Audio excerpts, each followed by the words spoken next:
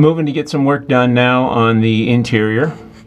I want to install the radio, the glove box cover, and I've got ashtray buttons, things like that.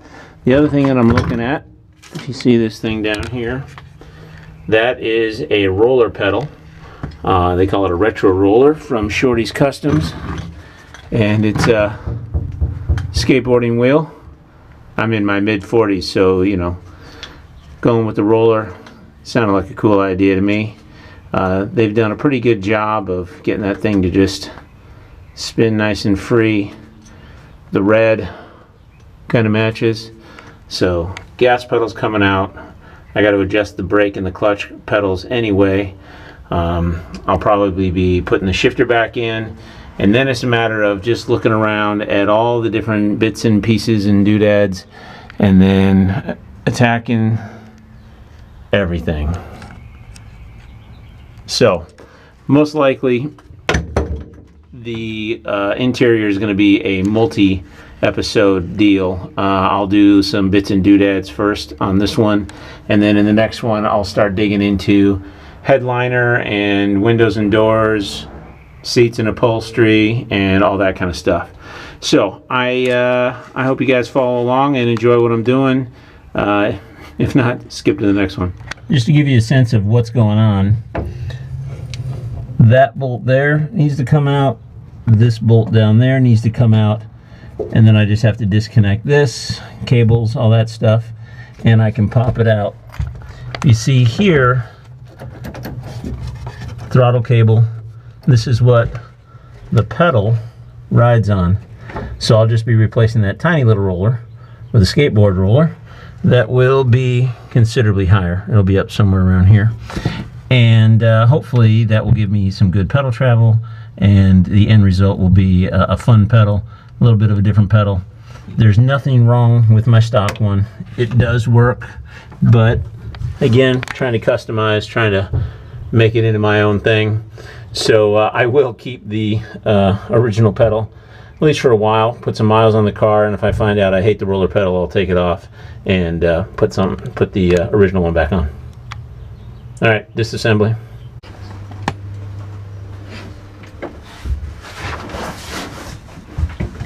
Okay, to do this, 17 mil, and I've got 5-inch extension.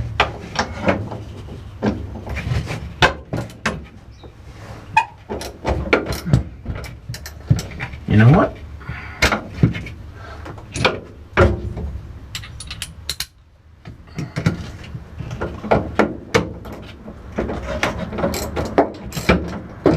Seven-inch extension.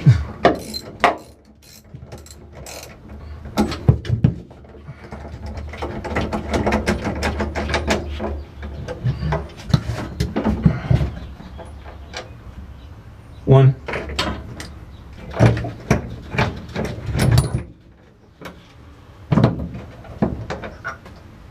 Two.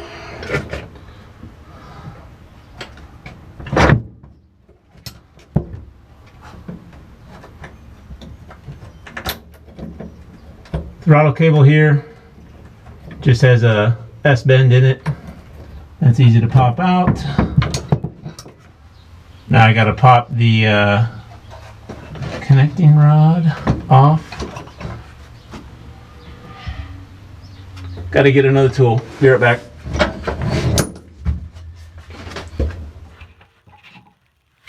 Show you what I'm wrestling with here. On the end of the brake push rod, there's this little hook which is part of this coiled spring. So what I need to do is move this up, and then I will be able to get that hook off. It comes up from behind, hooks over. Unhook it from the push rod. I will then be able to take the push rod, slide it to the right off of this shaft, and then I will be able to take the pedal assembly out and start taking care of other business. So I'm going to get to that now. Out. So now all I got to do is take it apart, clean it up a little bit, put it back in.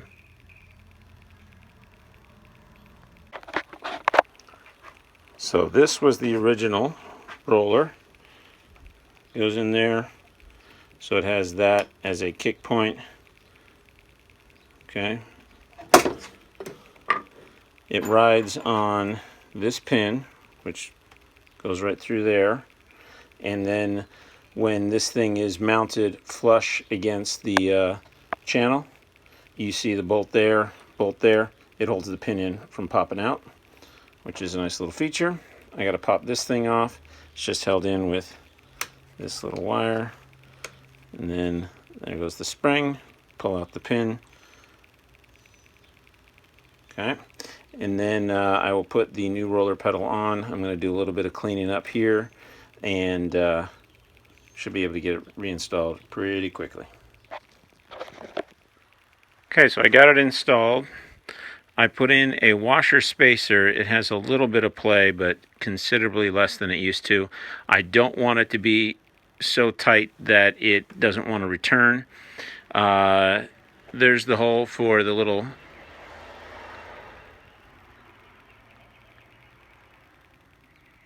There's the hole for the throttle cable already built in, so that's good. All this is cleaned up. A little bit of surface rust, nothing too bad. I'm going to get some anti-seize for the main bolts that go in there and there, so that if I need to take them out again, I will be able to do that. This is for the clutch cable. An eyelet goes right over the top of that, and then I'm going to reinstall it. I think it's looking pretty good. So, moving on.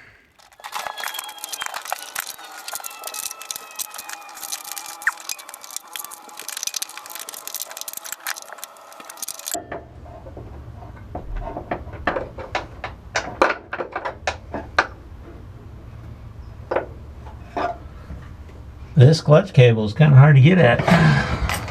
Oh.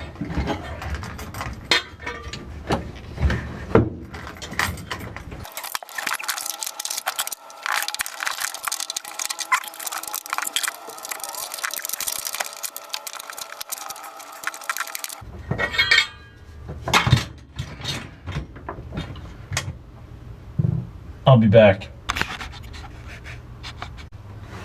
Word of advice. Take the butterfly nut off the other end of the clutch cable to give you some slack. Otherwise, you're going to dink around with this thing forever like I was just doing. I thought I had enough because I thought I had enough. But I didn't. I also didn't have enough patience. So, alright. That nut is off. Now I can install the pedal assembly.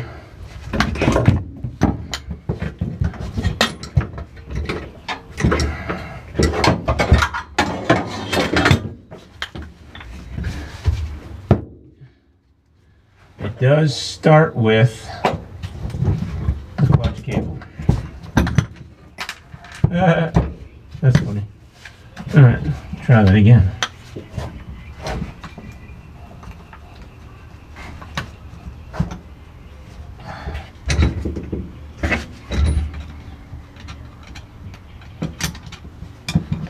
Okay. That goes over the top.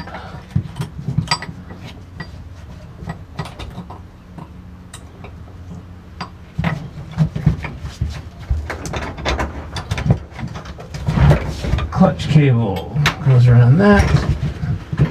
Put it in there. All good.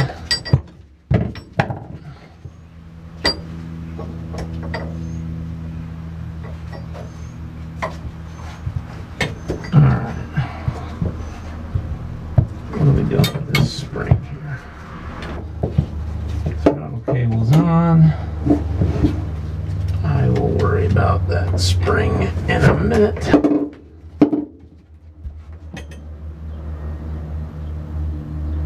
Yeah, that's right. Okay. Bolt 1, bolt 2. This one was missing the washer. I gotta go get one. Anti-seize. Okay.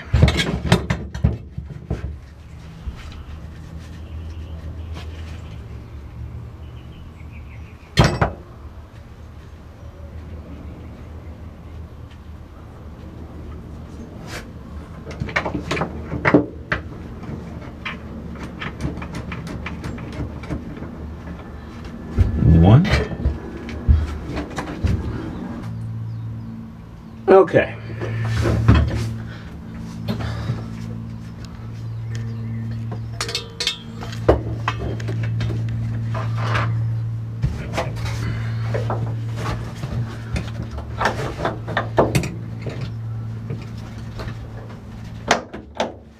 Okay.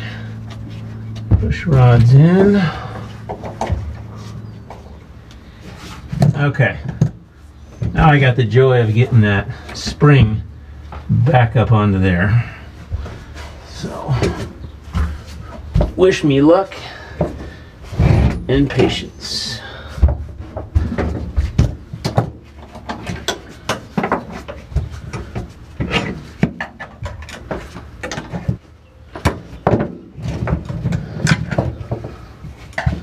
I think people were smaller back when they built these things.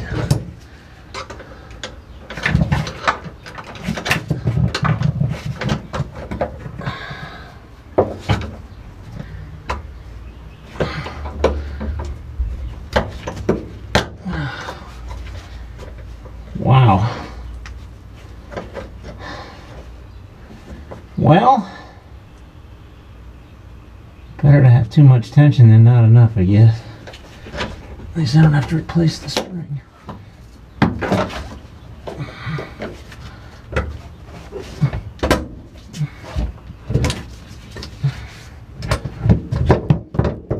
Very close.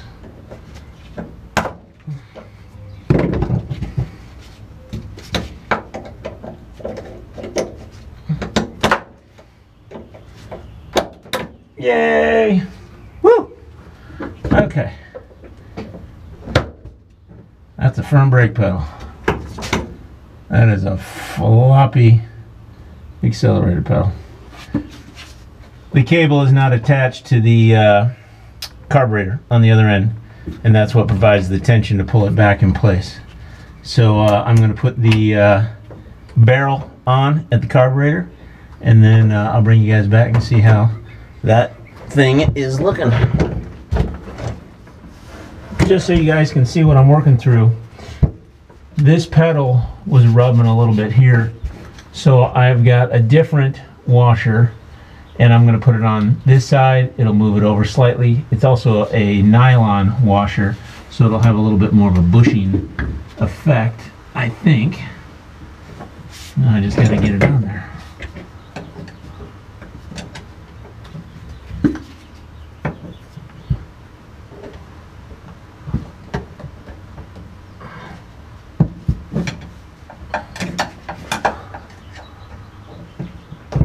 I did not have to disassemble the entire thing.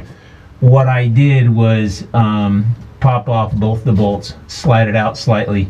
I didn't need to remove the entire pin, just had to get it through the left I don't know, support and the pedal arm. Now I can slide it back in place and bolt it back up.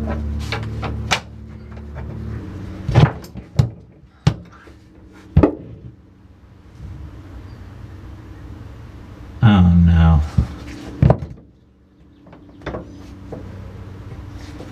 Yep, the clutch cable came off the end. The clutch cable came off the end of the clutch pedal. So I have to do all this crap all over again. All done. Figured out part of my problem. That not supposed to be on this side. Needs to be on that side. So now, boom, boom, boom, they're all in. Cables are on and attached. I'm overall pleased with the result. So now I can clean up and be done. Thanks for watching, guys. Up next is going to be the radio installation. And obviously this is a dead radio. I have to change out that faceplate.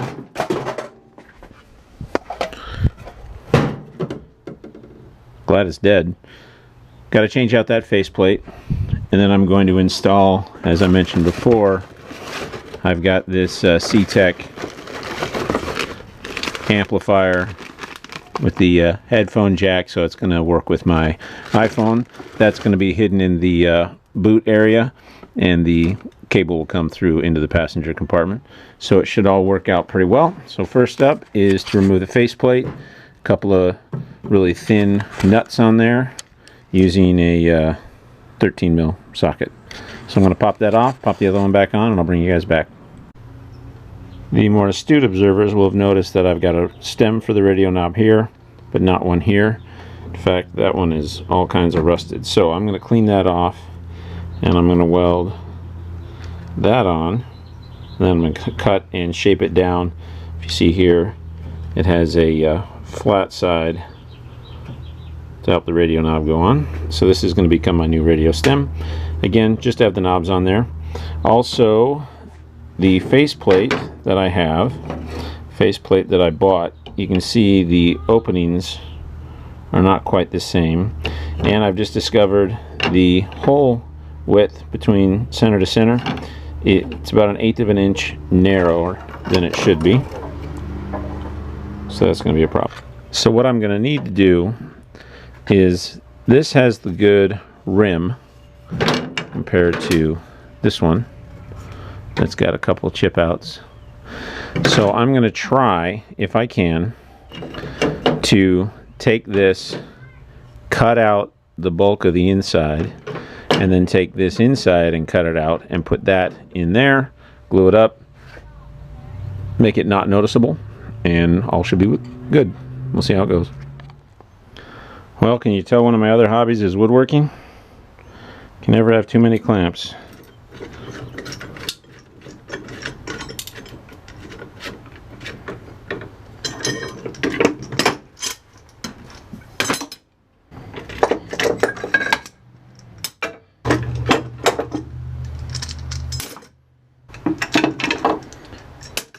I think this is going to get the job done.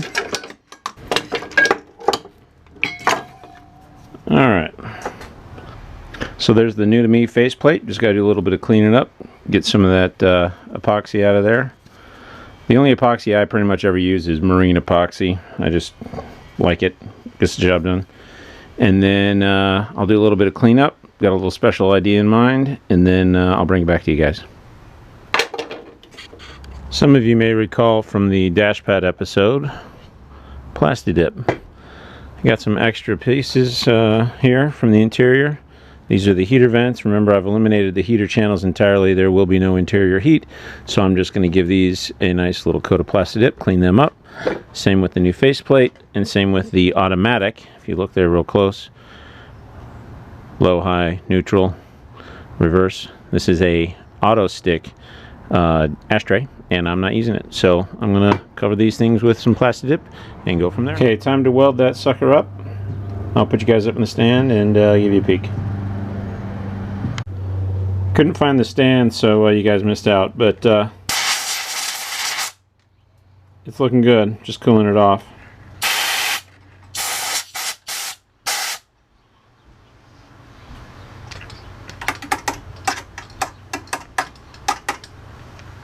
That'll work. Okay, done prepping this for the most part. Maybe give it a little bit of a clean. So there's the original shaft. There is my welded on one. I'll take it. Moving on. Okay, so you do install it. I don't need the plastic on there right now. That is currently hardening. The epoxy is. So I've got this area here, these springy tabs, grip there and there. Fortunately, that was not part of the butchered section of my radio insert. Notice the power cables, everything's been cut, so this is entirely to fill the hole in the dash. Ooh, epic fail. Try that again.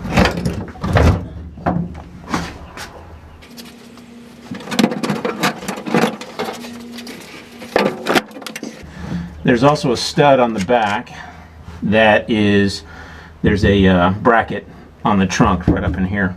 So I'm going to have a piece of, I don't know, flat plate, something, to get in there. So push it through, not quite as far as last time. There's one, and there's two. So I'll stop there. I'll have to adjust that vertically based on where the holes are in the mounting plate, but it can slide. And now I'm going to go get the other side and put the metal plate up. So I'll take you over there. So there's the bracket on the back of the radio. I admit I could have built something prettier. That was actually a piece of L bracket, like shelving or something from Home Depot, but it works, and I don't have to think about it anymore. It is rock solid, so I should be good to go, and now I can move on to other bits and bobs. I reinstalled the plastic surround for the glove box. Not perfect. There's a little bit of a warpage there, but I'm okay with that. I did use pop rivets because the plastic little tangs that shot out the back were not coming out the first time. So this holds it in place. I can always drill out the pop rivets should I need to do that in the future, and still looks nice. Now I've got to reinstall the door here, and then I've got the faceplate brewing. I'm going to pop in the knobs, cigarette lighter, ashtray, secure this, and I think the dash will be done. And the dash is done. Faceplate's not perfect. I recognize that, but overall not too bad. I'm also a little disappointed with these aftermarket wiper and headlight knobs. If you look at them from the side, they stick out here a little bit more, and this part is a bit thinner than, say, this one here. So they are not identical to the OEM, which is disappointing, but so be it. Stereo in, again, not connected to anything, and glove box working, looking good. The old poop handle, all's good. Digging the horn button, you can get that on the Samba. So all right, I am done with this episode. Thanks for watching, guys. I appreciate your viewing. I appreciate the comments. Thumbs up, subscribe if you like what I'm doing, and if you got any suggestions, any ideas. Several of you have given me good suggestions in the past, and it saved me from catastrophic error. So anything like that, give it to me, because you know, I'm an amateur, I'm a teacher, not a mechanic, so I just I learn along the way, and I enjoy it as best I can. So you guys have a good one. If you have a rig, you got a car, you got a classic project, something, get out there and start working on it. Have some fun too. Maybe even throw up a video and let me know it. I'd love to check out what you're working on. See you guys. Wait a minute. One more quick add-on here. Realized in this episode earlier on, I promised to hook up the amplifier that will power the speaker that will be playing stuff from my iPhone. So why don't we install this guy real quick, and then we can end this episode. Okay, for mounting, it does have these holes, so you could put some screws in, but I don't want to do any more holes in the sheet metal, so I'm doing double-sided sticky Velcro. And my location of choice is right up there. That's the speaker, so I'm going to put it in that white spot right in here, so the wire runs, run a hot over to the fuse box and to switch power, and we'll be good to go. I had to move it over slightly. The hinge was going to hit it in the back there. So now it has 3 hots. Okay. Well, it's got 3 for power. One is switched hot, one is always hot, and the other is ground. So what I've done, I got my test light here, grounded it to this bracket, and I found switches off. So there I've got switchable, or I've got constant power, and then I've got another fuse in here that's not being used, that's dead. But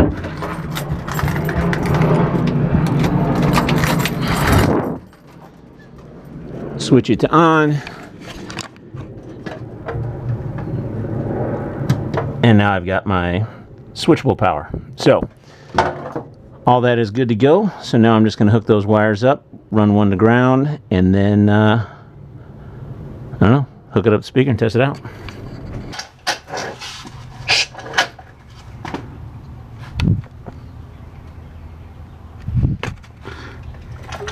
All right, it's on, locked in place with the Velcro. Got the red to constant hot, orange to switched hot, black is to chassis ground underneath there. Cord comes out a hole up and under there. Switched to ignition on, and now let's see if I can get some music to go.